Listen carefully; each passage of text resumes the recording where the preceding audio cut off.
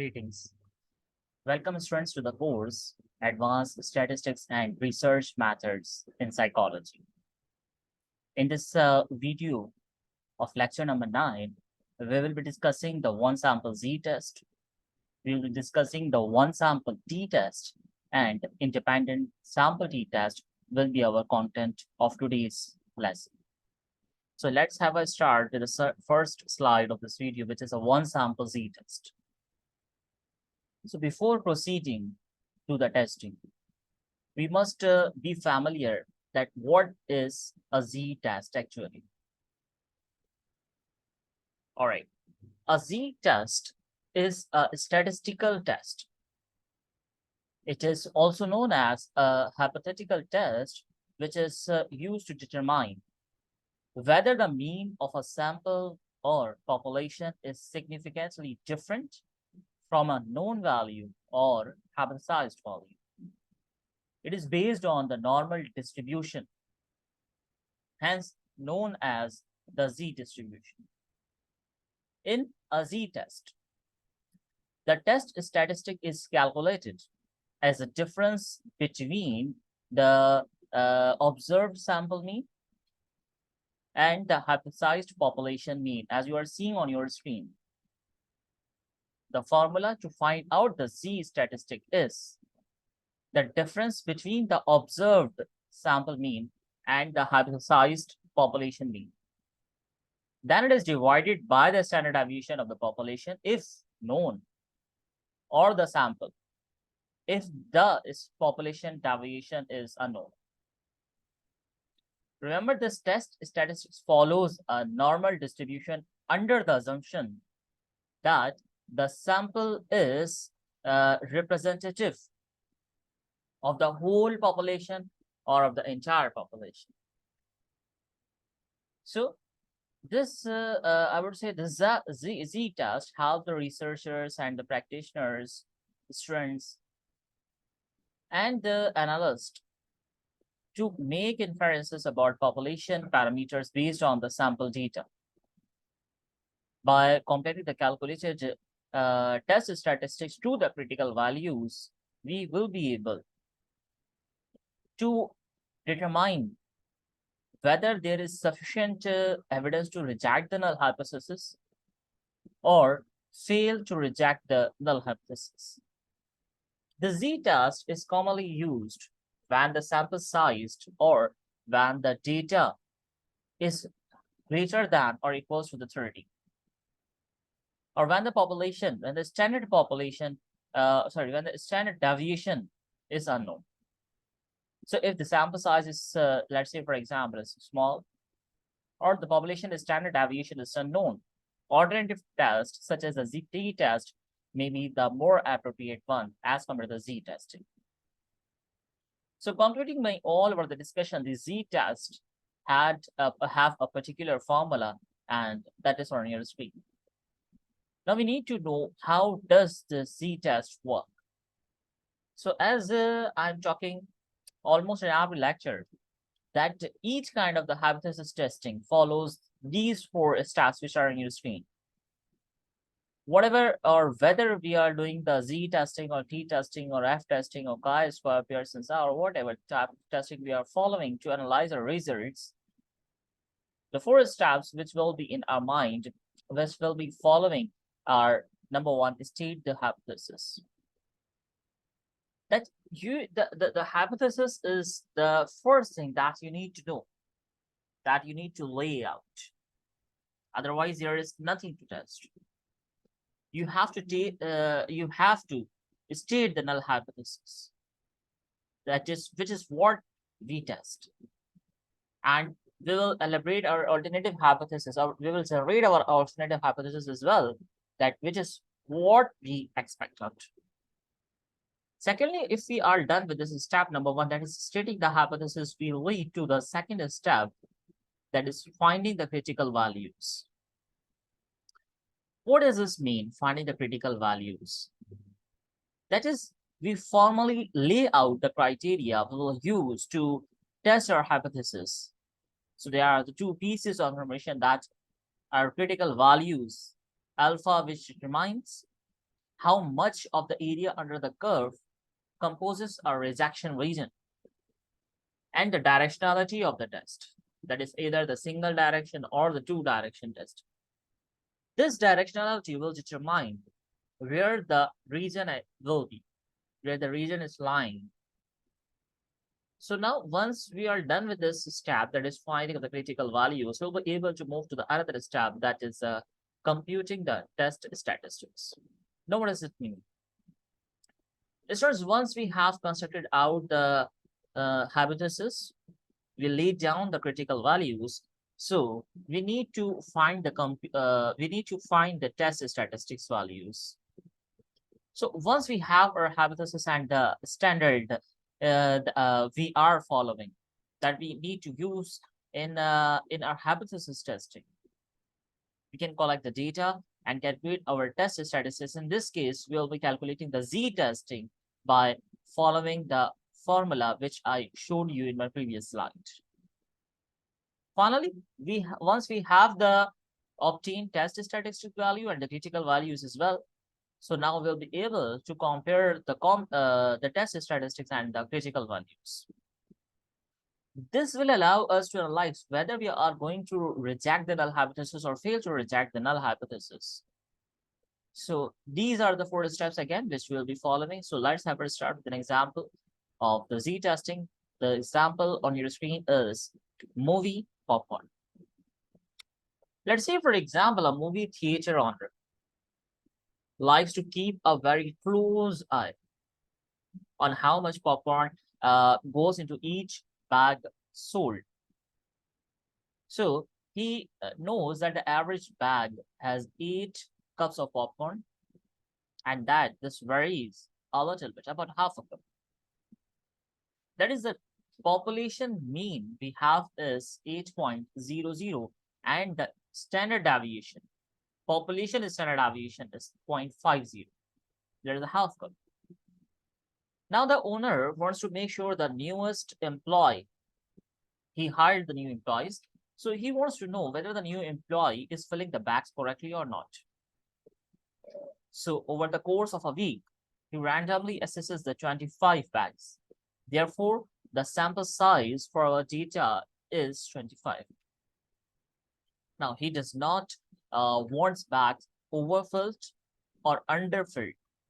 So he looks for difference in both of the directions. In direction means not greater than this value or not less than this value.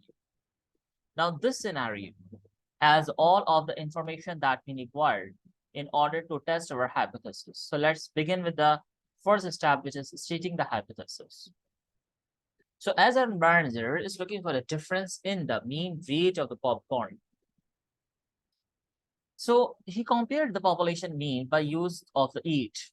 Therefore, in the case of the null hypothesis, we were saying that there is no difference in the weight of the popcorn bags from this employee. That is, mean equals to the 8.00, not greater than this value or not less than this value. That is, the mean value is equals to the 8.00. However, in case of the alternative hypothesis, we'll be saying there is a difference in the weight of a popcorn bags from this employee. That is, the value is not equals to 8.0. It means that it can either be greater than 8.0 or less than this value. So therefore, in case of alternative hypothesis, we are saying that the value is not equals to 0.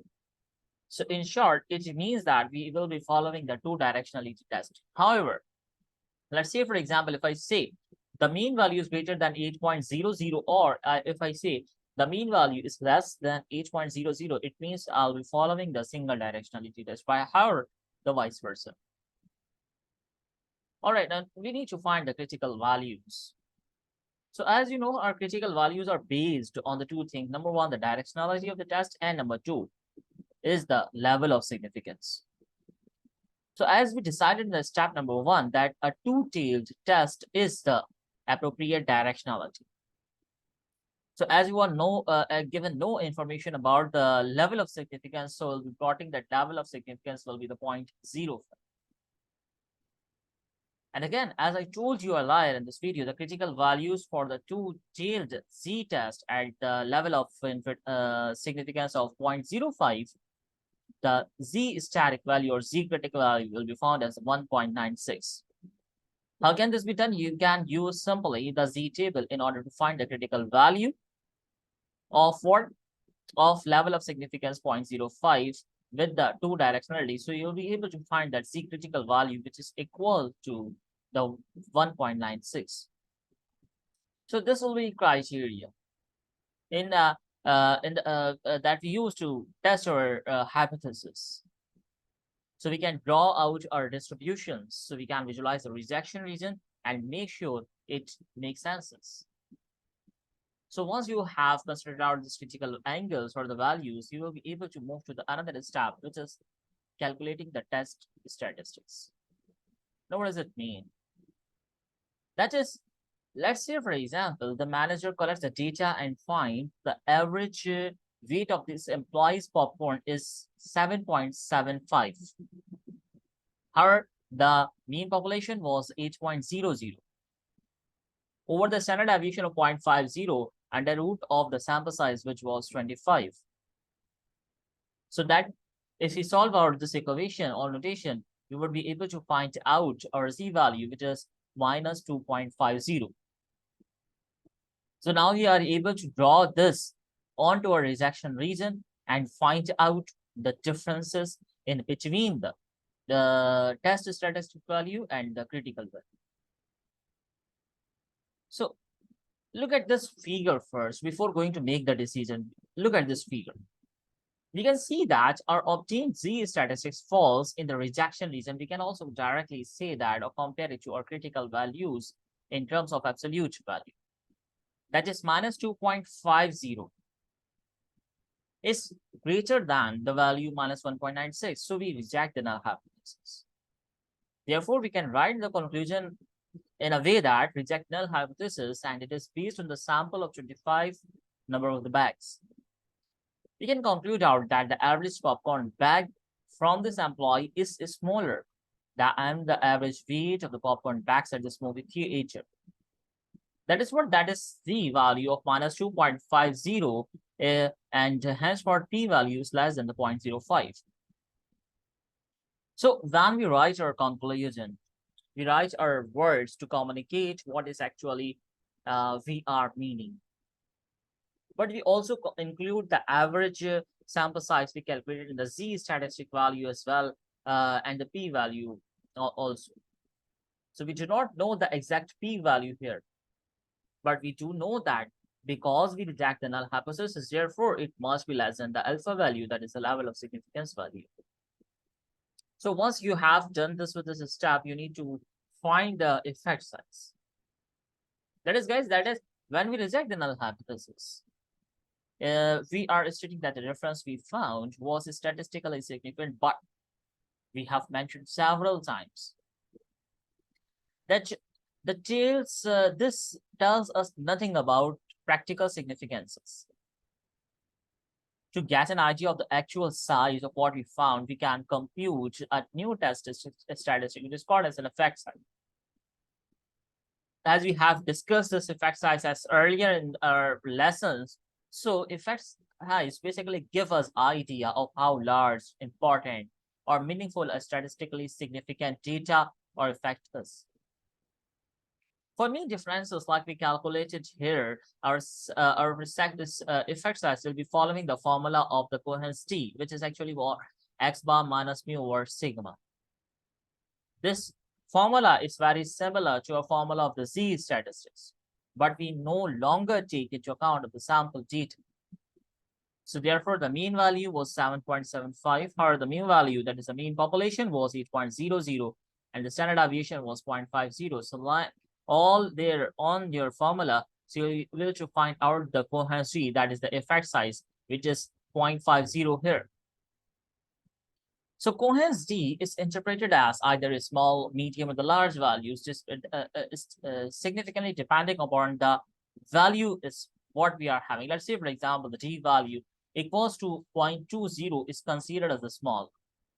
However, the D value of 0.50 is considered as a moderate, and the D value of 0.80 or greater than the 0.80 is considered a large value. However, the value we got Here, by plotting the data into the table, into the formula is 0.50. It means that the effect size is small to range. Let's have another example of this Z testing, and it is related to the office temperature. Let us see that the office building you work or the university class you are studying is supposed to be in which the temperature is supposed to be kept at the 74 degree Fahrenheit, but it is allowed to vary by 1 degree Fahrenheit in either the direction. That is either 75 degree Fahrenheit or 73 degree Fahrenheit. That is plus minus 74 degree Fahrenheit. So you set up a formal way to test your hypothesis. That is what you will following the first step, that is the stating the null hypothesis by stating that there is no difference in the average building temperature. However, in case of your alternative hypothesis, you will suggesting that the average building temperature is higher than the claimed. That is what you have reason to suspect a specific direction of the change. So you make a one-tailed test. That is, the average building temperature is higher than the claimed temperature. It means what the mean value is greater than the 74. However, in case of the null hypothesis, they are suggesting that there is no difference in the average building temperature. Henceforth, the mean value equals to the 74. Now we need to find out the critical values. As you know that the most common level of the significance is the 0.05. So if we want to find out the critical value for this level of significance 0.05, and as I told you in previous slide, that will be following a single direction test. So following the Z table, you'll be able to find the Z critical value, which is 1.645. To keep the track of the directionality of the test and rejection region, you need to draw out your distribution in this manner. So the area under the curve and the value is 1.645. It means the rejection region is somewhat like here, which is I have shaded by the use of the right color or the right sheet. All right, now we need to calculate the test statistic as the data was provided that the temperature on the Monday was 77, Tuesday it was 76, Wednesday it was 74. However, on the Thursday and Friday it is 78 degree Fahrenheit. Now you look, everything is set up. You spent a week on the collections of the data.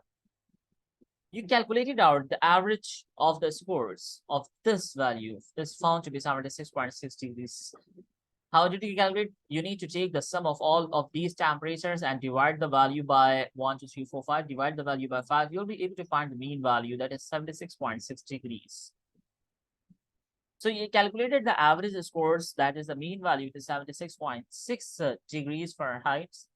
So you use this to calculate the test statistics using the mean population size, which is 74, and the standard deviation of 1.00. However, the sample size is 5.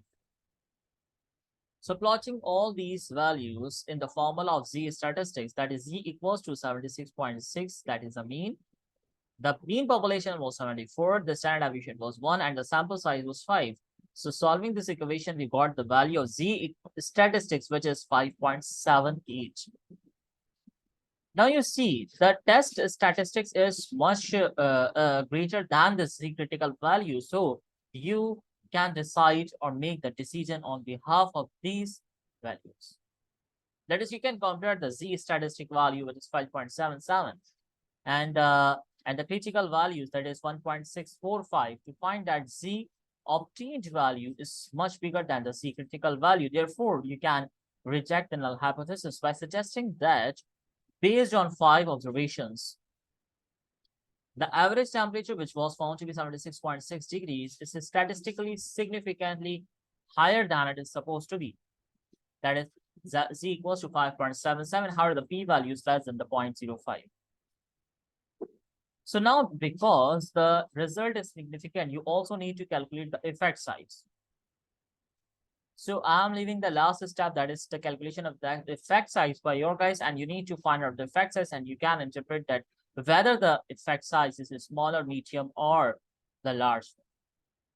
So this is all about for the Z testing. Now we need to move toward another type of the test that we should discuss in this video is the t-testing. Now, what t-testing is? Again, this a t-testing is a hypothetical statistical test. That is, having a null hypothesis that difference in the group means is zero, and alternative hypothesis that difference in the group means is different from the zero, either greater or less than the zero. Notice that the formula for the t-testing is identical to the z-testing. The one difference in the formula of z-testing and t-testing is in the formula of t-testing, we do acquire the Sx, that is the standard error. This is the only difference, that the standard error, which is denoted by Sx bar, to indicate that we use to simplify to the sample statistic for a standard deviation instead of the population parameter. Now, I would say you guys to be aware, in previous lessons, we learned that the formula for sample standard deviation and the formula and the population standard deviation differ by the one key factor, that is the denominator and the numerator. So the denominator is for the population size, that is the n, but the denominator is for the statistically, which is n minus 1. So because we are using a new measure of the spread, so we can no longer use a standard deviation or the standard normal distribution in the z table to find out the critical values. For this specifically, the t-testing, we will be following the t table instead. So now the formula on your screen for the t-testing is written as t equals to mean value minus mu over standard error, which this standard error equals to the s over the under root n, s of the product of standard deviation and the sample size root. So we can plot this formula as well if we are not provided the standard error. Let's say, for example, the standard error is provided, then we use the formula of the t-testing. That is the first formula on your screen. All right. This figure shows the 4 different curves.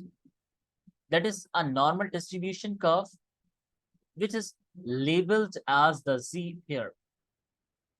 And 3 distribution curves, that is for the degree of freedom 2, for the degree of freedom 10, and for the degree of freedom 30. Here, 2 things should stand out. First, for the lower degrees of the freedom, that is the lower degree of freedom means the degree of freedom 2. The tails of the distribution are much fatter, and meaning that a larger population of the area of the curve falls in the tail. This means that we'll go further out to tail to cut off the portion corresponding to the 5%, that is the 0.05, which will in turn lead to higher critical values. Let's say, for example, the degree of freedom is not smaller as we discussed in the case of the 2. Let's say, for example, the degree of freedom is greater, that is, say, for example, it is 30. It means that we get closer and closer to the z curve. So if the degree of freedom is less, the tail will be denser. However, if the degree of freedom is closer, bigger, or larger, then it will be close to the z statistic value or the z scores. So even though these curves are very close, like the degree of freedom for the 2, for the 10, and the 30, these are so much close, but it is still important to use the correct table and the critical values, because the small differences can add up correctly. So again, as discussed in the z-testing, same goes for the hypothesis testing. For the t-test, they will be following these 4 steps, that is stating the hypothesis, finding the critical values, computing the test statistics, and making the decision. Okay. So for this type of the testing, that is the hypothesis testing with the t, I'm giving you an example. Let's say, for example, you move to a new city, and in that city, you found that your new mechanic takes longer than usual time to change the oil of your car, of your vehicle. And you suspect that your new shop is taking the longer than usual time as of the previous one, as the previous mechanic of the old city. So you decided to test this your hypothesis, and for what? For the same purpose, you decided to take the readings, to take the sample size of the 4 observations. You went to the new city's mechanic shop 4 times, and each time you calculated out the estimate time the mechanic is requiring in order to change the oil of your car, of your vehicle. So let's say, for example, for the same scenario, you'll be stating the hypothesis first, that is, there is no difference in the average time to change a car's oil. That is the mean value equals to the 30.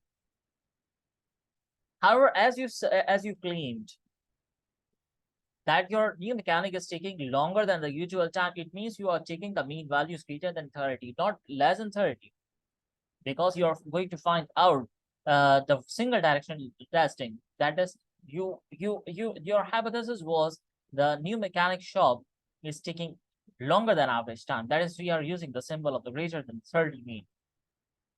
So you need to find out the critical values first in order to move ahead to find out computing the test statistics values. To find out the critical values, I have plotted the table over here. That is your population size, that is sample size was 4. So we are able to find out the degree of freedom, that is degree of freedom equals to n minus 1. So as the population size or the sample size was 4, so 4 minus 1, the degree of freedom goes to the value 3. Now you have the degree of freedom value. And we have decided that we'll be following the one-stage alpha testing. That is what we discussed, that the mean value is greater than the 30. So it means the one-tailed alpha will be acquiring. But let us say, for example, you see that you are not sure whether the new mechanic shop is taking the longer time or the lesser time. So it means the directionality will be the two-tailed alpha.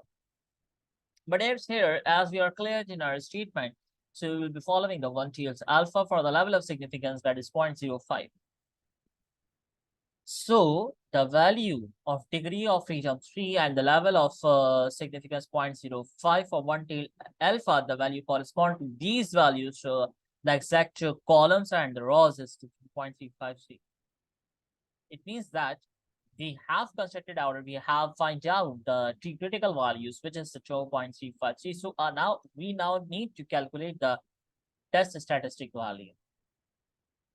So as I showed you, you took the data as you were suspecting that either it is taking longer than usual time or it is just a doubt. So you took the 4 times reading. That is the first, on the first visit, you took the mechanic took the 46 minutes. The second visit, he took the 58 minutes. He took the 40 minutes in the third visit, and for the fourth visit, he took 71 minutes in order to change the oil of your vehicle. So now we need to calculate the mean value of these data of, so let's say, for example, 46 plus 58 plus 40 plus 71 goes to the 215. But as we need to have the mean of these values, so we can divide this value by 4, so we can find out the mean value equals to the somewhat like the 53.75. We need to construct out the x minus x bar value in order to calculate the sum of the square. How can we get the sum of the square and plot this into the formula of the standard deviation? It can simply be done. How can it simply be just can simply be done? You need to take this x value, that is 46, and subtract this 46 to the mean value, which was 53.75. So subtracting 46 to the 53.75, we got the result minus 7.75, and it goes for onwards for the similar, it goes for all the values. That is 58 minus 53.75 goes to 4.25. And 40 minus 53.75 goes to the minus 13.75 and 72.5. However, the resultant of these values found to be 0. Once you are done with this step, you can find out the sum of the squares simply by taking the square of the previous column. That is the square of the minus 7.75 is 60.06. The square value of 4.25 is 18.06, and so on, and the resultant is the 564.74. So now we are able to find out the standard deviation by simply plotting the sum of the squares into the formula of the roots over the n minus 1, that is degree of freedom. So as because the sum of the squares was found to be 564.74, take the root of this 564.74 and divide this by the value 3. So we get the standard deviation, that is 13.72. Once we are done with this standard deviation, we can construct it out, we can find out or estimate the standard error by using the formula, that is standard error equals to the standard deviation over the population size or the sample size. So as the standard deviation was 13.72 divided by the population, which was 2, which was 4, so the root of the 4 goes to the 2 and divided this value 2 by, so we got the standard error as 6.86. Now you know that we have the standard error values now. We have the population mean size and the sample size as well, that is 53.75 minus 30. So we got the value of the t statistics, which is 3.46. Now compare this test statistic value to the previous one, that is a t critical value, which is 2.353.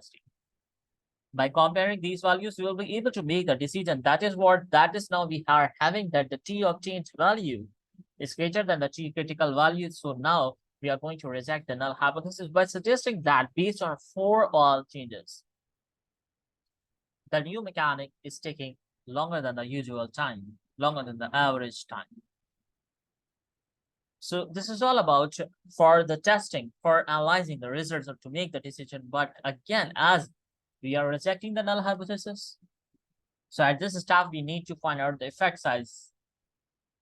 And again, as we have, I will let you again, as we have a significant result, we don't need to calculate the effect size and to find out whether the effect size is small, moderate, medium, or the large one. Following the similar formula, that is mean minus the population mean or the standard deviation, that is the mean values was 53.75, population mean was 30 over the standard deviation, which was 13.72. So we got the d value 1.73. So this effect size is very, very, very, very much bigger as effect size.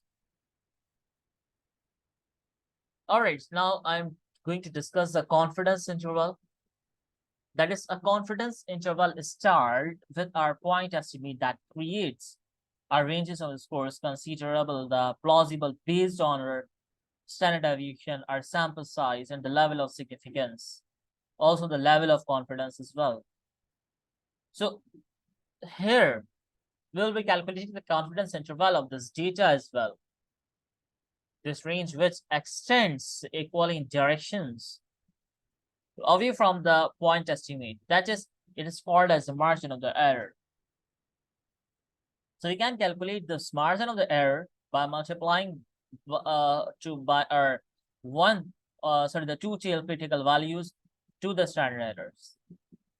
So in short, this confidence interval is a range around a measurement that conveys how precise the measurement is. That is simply by following the formula of margin of error equals to t static over into the product into the S over the number of populations. Once we have the margin of error of any data, we can put or add it up to the our point to estimate for the mean to get an upper bound and the lower bound as well.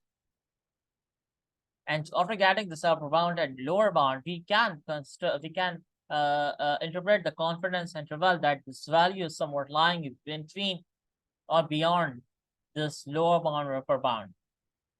And the thing that need to be very much vigilant over here, which should be noted, that confidence interval should be written in a format of, that is, a soft bracket lower bound, comma, bracket value of the upper bound, then the brackets are closed. Soft brackets are vertically closed.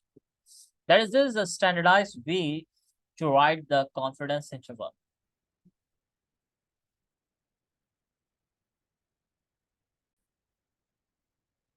Okay, let's see this table. This exactly what looks like. There's some actual numbers. By taking our oil change mechanic, we are going to create our the 95% confidence interval, say for example. So as we found that the mean value was 53.75, however, the standard error was 6.86. We also found the critical value for this data, that is 1 tilde alpha, was considered as a 0.05. However, the degree of freedom was 3. So the T critical value was found to be the 2.353. Again, to find out the critical values, we can use a column for the two tailed alpha. And again, draw for the 3 degree of freedom. So we got the result as the 3.182 because we are following the two directionality. So for the 95% confidence interval, we are using the value 3.182 instead of the 2.353. That is, instead of using the one tailed alpha, we'll be using the two tailed alpha. So as because the mean was found to be 53.75 plus minus 3.182, that is the T critical value, into the 6.86. So by solving this equation, we can get the upper bound as the lower bound as well. Just the difference between upper bound and the lower bound is, in case of the upper bound, we'll be adding these values all together, but in case of the lower bound, we'll be subtracting the values. Plotting the values in the equation, that upper bound equals to 53.75 plus 3.182, the product of 6.86. We got the result of our bound as 75.58, and for the lower bound is 31.92. So we can say that 95% confidence equals to 31.92, 75.58. That is, we find out that for the 95% confidence interval runs from the value 31.92 till 75.58 minutes. But what does it mean? It is the range from the 31.92 to the 75.58 represents the value of the mean that we consider the reasonable or plausible based on our observed data. It includes our point estimates of the mean, that is 53.75. So, but in the center, but in the, it also has a range of values that could also have the case on what we know about how much these scores vary, that is standard errors. So hypothesis testing with the confidence interval. That is, once a confidence interval has been constructed, using it to test a hypothesis test simple. There is a range of the confidence level. There is a confidence interval, brackets the null hypothesis value. So we fail to reject the null hypothesis, but if it does not bracket the null hypothesis value, so we can say that we have failed to reject the null hypothesis. So this is how we can test the hypothesis based on the confidence intervals. Now, say for example, we have another example on the screen that is related to hypothesis testing with the confidence interval. And for example, you want to know if the people in your community are more or less friendly than the people nationwide or globally. So for the similar procedure, you collect the data from the 30 participants, 30 random participants. And you took the data from your town in your with the suspicion that to find out the relationship. So for the hypothesis, for the first step is stating the hypothesis. We will be following the same two steps, that is to generate the null hypothesis and suggesting the alternative as well.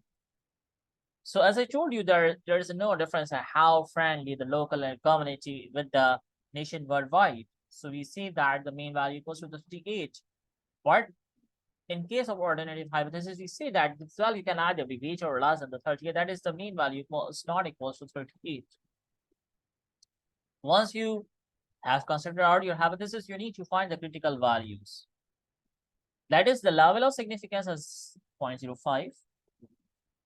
And as we are using the two-tailed alpha, that is the value either greater than 38 or less than the 38. So we are following the two-tailed alpha. But now here we need to know the degree of freedom as well, that is n-1, and hence the total population size or the sample size was So 30 minus 1 goes to the 29 degree of freedom. So now you are able to find the critical value simply by going to the t table, by finding out the 2 tilde alpha for the 0.05 level of significance, and for the degree of freedom 29, the rows in the column by corresponding to the sides. Again, for the rows in the column, you'll be able to find the critical value, which is 0.045. So once you have this data, you need to find the test statistic value first and then the comparison in between these two values. Now, say for example, the mean value was, according to your data, let's say for example, 69.85. Let's say for example, the standard deviation is the 5.61. However, the sample size was given to you, which was 30. So now we need to plot this value of standard deviation into the formula of the standard error to find out the standard error before going or before proceeding to the next step of the t statistic value. That is 5.61 over the 5.48. We got the standard error as a 1.02. Now we need to construct out this confidence interval, as we were suggesting that will be hypothesis. That will be testing the hypothesis by the confidence interval. So we are plotting the confidence interval first before going to take the comparison. So as because the 95% confidence interval, the mean was 39.85 plus minus critical value, which was somewhat 2.045 into the standard error is 1.082, 1.02. So plotting the values all together into the formula, you will be able to find the upper bound and the lower bound. Let's say, for example, the lower bound is found to be 7.76 and the upper bound is 41.94. So the 95% confidence interval goes to the value 37.76 to 41.94. Okay, now we need to move to the last step of our hypothesis, that is make the decision. So now if we compare our test statistic value to the confidence interval, so we see that we are failed to reject the null hypothesis, as because based on our sample of 30 people, our community not different in the average friendliness. That is, the mean value as it was 39.85, as it is lying in between this 95% confidence interval. So we suggest that, or we suspect that, or we finalize that we are safe to reject the null hypothesis. But let's say, for example, the value was bigger or smaller, was larger or smaller, we can say that to fail to reject the null hypothesis. So we suggest that based on a sample of the 30 people and a community that is not different in the average friendliness of 39.85, then the nationwide as a whole 95% confidence equals to the soft bracket 37.76 to the 41.94. So now at this stage, we are done with the two types of statistics or two types of testing, that is the t testing and the z testing. Now the last part of this video is the independent t test. What and how does this t testing works? That is the process of testing hypothesis using an independent sample t test is same as it starts with stating the null hypothesis and alternative hypothesis, finding the critical values, computing the test statistic, and then make the decision. So again here, a null hypothesis will be that the for independent sample test that it is same as all of the others. That is, there is no difference, there is no significant finding. So the mean of the two groups are the same under the null hypothesis. So mathematically, we can write as the mu1 equals to the mu2. Or we can suggest that mu1 minus mu2 equals to the 0. So mathematically, this can be written the two different notations or the two different equivalent forms. However, in the readable English, we can suggest that there is no difference between the means of the two groups. But in case of the alternative hypothesis, we have the different types or the different methodologies to write or to suggest our alternative one. That is, we can say that our alternative hypotheses are unchanged. We simply replace the equal sign by the three inequalities, either smaller or greater or in not equals to. So for the previous slides, according to the previous slide, then the mean value 1 equals to the mean value 2. So we can suggest that mean value 1 is greater than the mean value 2. We can suggest that mean value 1 is lesser than the mean value 2. Or we can suggest that the mean value is not equals to the mean value 2. So in short, we can suggest that there is a difference between the means of the two groups by suggesting what either greater or smaller or not equals to. That is what the difference between the null hypothesis and the alternative hypothesis one. So once you are done with this step, you can move to the second step, that is creating the null hypothesis and the alternative hypothesis for the two means.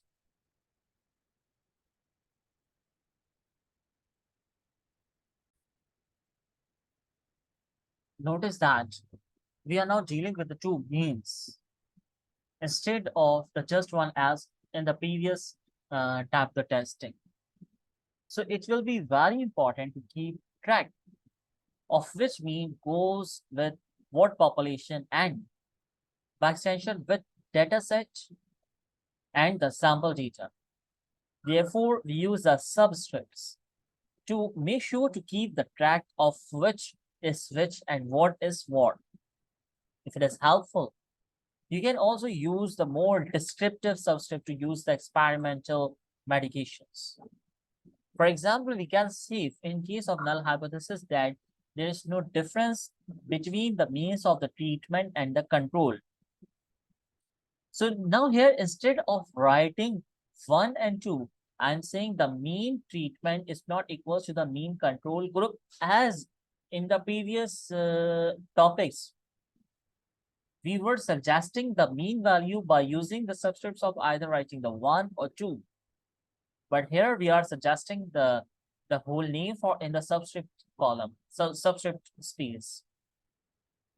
Now, as according to the difference, as according to the null hypothesis, it suggests that there is no difference between the mean value. So in case of alternative one, we were suggesting that there is a difference between the mean value. So criteria to set up for the testing, that is to find out the critical values. So once we are done with the first step of stating the hypothesis, we can set our criteria to test them using the same pieces of information that we required as before. That is the level of significance, that is the directionality of the test, and that is the degree of freedom. So level of significance is represented by simply the sign of the alpha. Directionally can either be can be the left, right, or the two-tailed. That is, can either be single-tailed or the two-tailed. And for the degree of freedom, we have a different or a unique formula. That is, in the previous slides, in the previous topics or the previous videos, we discussed that degree of freedom equals to n minus 1 as because we have the 2n here. So we will be taking the add up or the sum of these values, that is n1 plus n2, and minus these values by the 2 as these are 2 in numbers, as we have the sample size, as we have the total 2 samples here.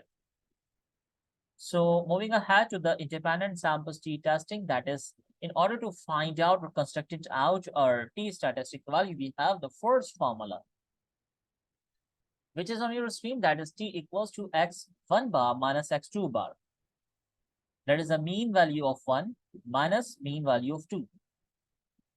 Minus into the bracket I have wrote here, and the formula is population mean minus population 2 mean over the standard error 1 to the 2. This looks like more work to calculate. That is to find the mean value, then the standard population value, then the population mean value, then to find out the errors.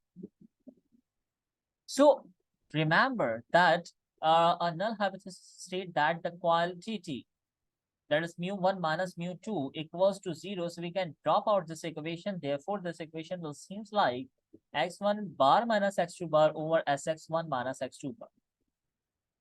That is, if we consider that this mean value equals to the 0, so therefore we now no need, we have no need to plot these values together in this formula of the t-statistics.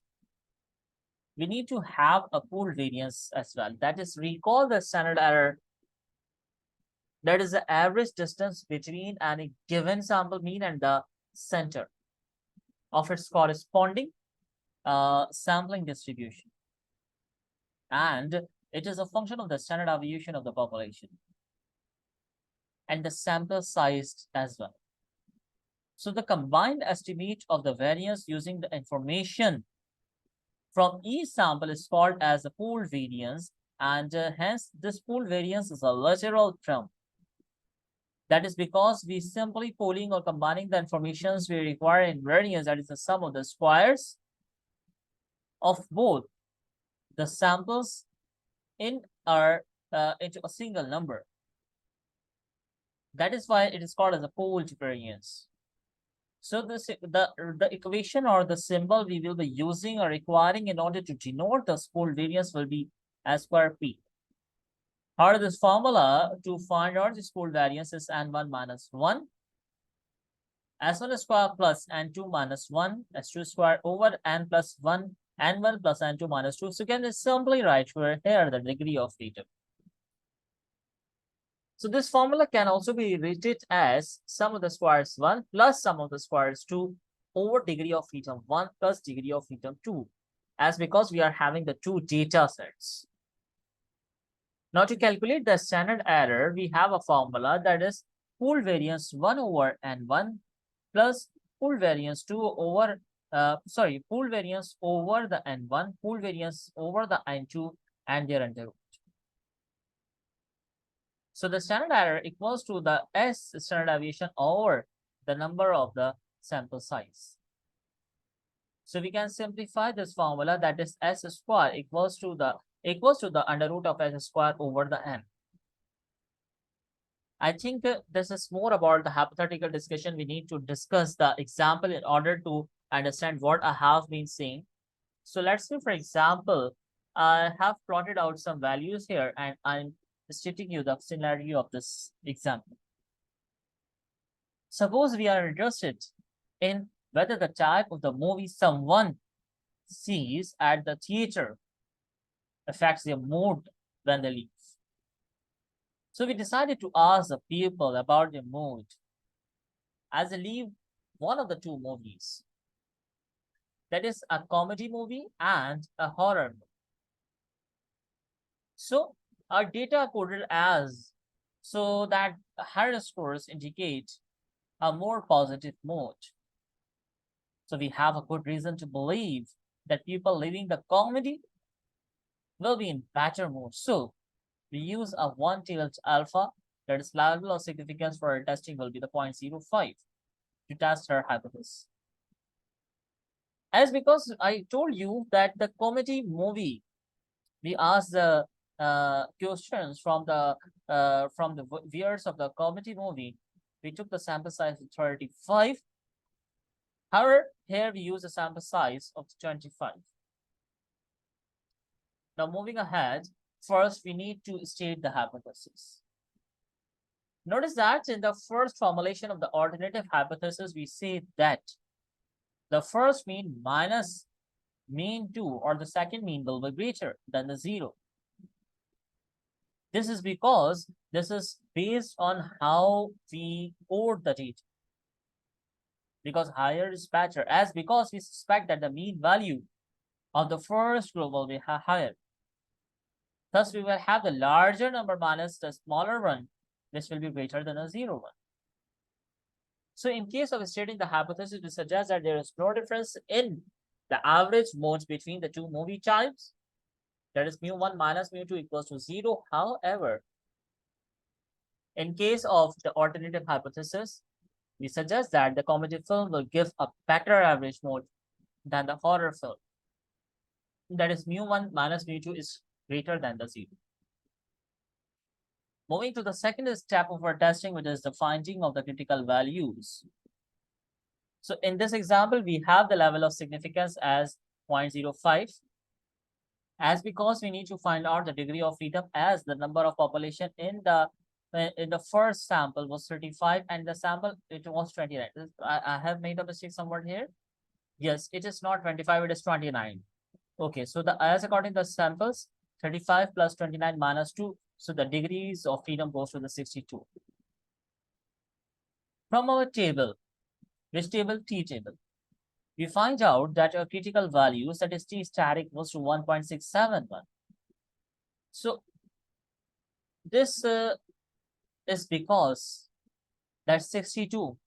If you would seeing the T table, that you will be seeing that the 62 does not appear in the table. Therefore, the next to this table, that next to this value, that is 62, the lowest value is 60. So we'll be taking the rating of 60. So the T value for a level of significance 0.05 and degree of freedom 60, the T critical value will be 1.671. Now we need to find the test statistic value. Before going to that, we need to have the sum of the squares of our data. Let's say, for example, the data which we recorded is like the values of the group 1 of the comedy film. So the sample sizes are, or the recordings or observations are 39.10, 38.0, 14.90, and so on till the 6.30. Now we need to find out the x minus x bar column. How can this be done? We can simply do this step by taking the subtraction of 39.10 to the mean bar. Once you are done with this step or filling this column, you can take the third column, which is x minus x bar square, which is the sum of the squares, simply by taking the square of the previous column, that is the square of 15.10 goes to the 228.01, the square of 14 is 196, and so on. Then you will take the sum of the squares, which is found to be 5061. The sum of all the recordings or the observations is found to be 840. However, the sum of the x minus x bar will be 0. Okay, now we need to find out the sum of the squares for the group 2, that is for the horror film. So as because we had the data like 24, 17, 35.0, and so on, we can take the x minus x bar column filled as of the previous one by subtracting the 24 to its mean size. So we found 7.50, and taking the square of the 7.50, we can fill this column, that is x minus x bar square. Finally, at the last, we will be taking the square to take the sum of the squares. Now, for the calculation of mean, using the sum of the first column for each table, we can calculate the mean. That is, as I am going to calculate the mean 1 and mean 2. So the mean value was here as 840, and it is 478.6. 840, 478.6. The population size over here was 35. The population size here was 29. So we're dividing 840 by 35. We got the value 24. So it means that the mean value of 1 is 4.0. Or the mean value of 2 is found to be 16.50. Next is to calculate the standard deviation. That can be done by taking these values of the population sizes divided 5061.60. That is the sum of the squares of the mean one of the data one, which was somewhat like here 5061. Or the sum of the squares of the group 2 was 3896. So 3896.45 divided by the degree of freedom, that is 29. So we got the value of the standard deviation 2 as 11.0, and the standard deviation for the 1, we got the value 12.20.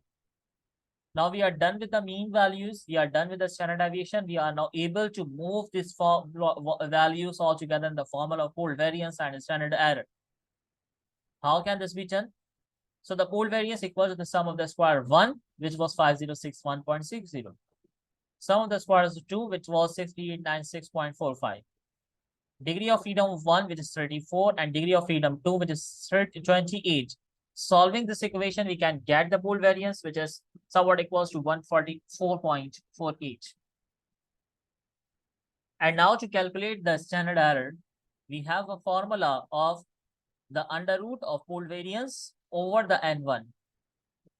As because the pooled variance was found to be 144.48 over the population or the sample size of 1, which was 35.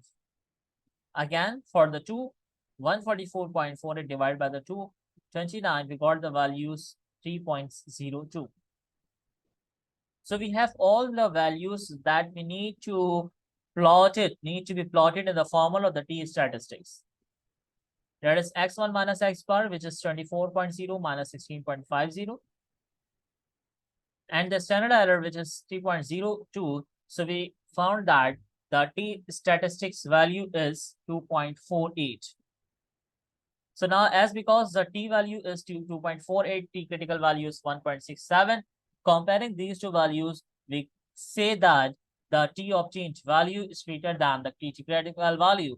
So we fail. So we reject the null hypothesis. We would say reject the null hypothesis based on sample data from the people who watch different kinds of movies. We can say that the average mode after a comedy movie, that is mean one equals to 24, is better than the average mode after a horror movie, that is 16.50. Our effect size for the independent sample t-test is still Cohen's d, and it's just our observed values or observed effect divided by the standard deviation.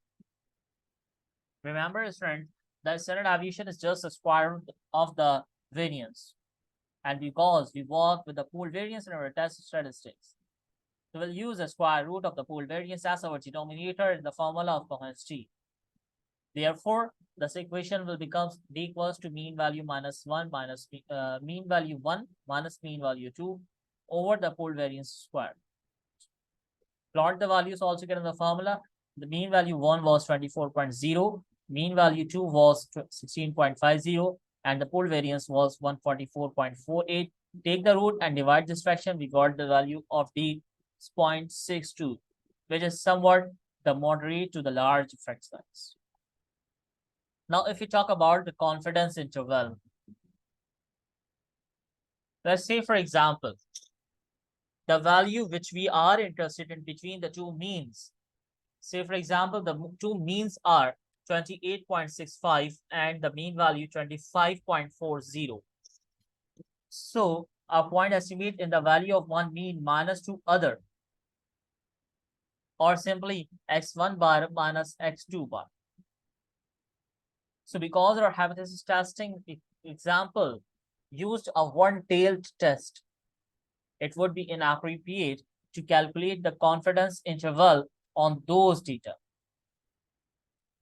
Let us say, for example, you find the summary statistics on the average life satisfaction of people from the two different towns and want to create a confidence interval to see if the difference between the two might actually be zero or not. So therefore, we have the data. First, we want to calculate the difference between our sample means, which is 28.65 minus 25.40. So the mean value goes to 3.25. Next, we need to find the critical values. As because we need to know the degree of freedom first before going to find out the t critical values. And the formula to find the degree of freedom is 40, that is sample size 1, which is 40 plus sample size 2, 42 minus 2, that degree of freedom goes to the 80. And again, this value is beyond in the table. So we'll be following the table to find out the t critical value, and it is found as for the degree of freedom 80, and for the level of significance of alpha, we found out that the t critical value equals to 1.990. Now we need to plot these values here. We need our standard error. So recall our standard error for an independent test, for independent t-test, uses the pooled variance, which requires the sum of the squares and degree of freedom as well.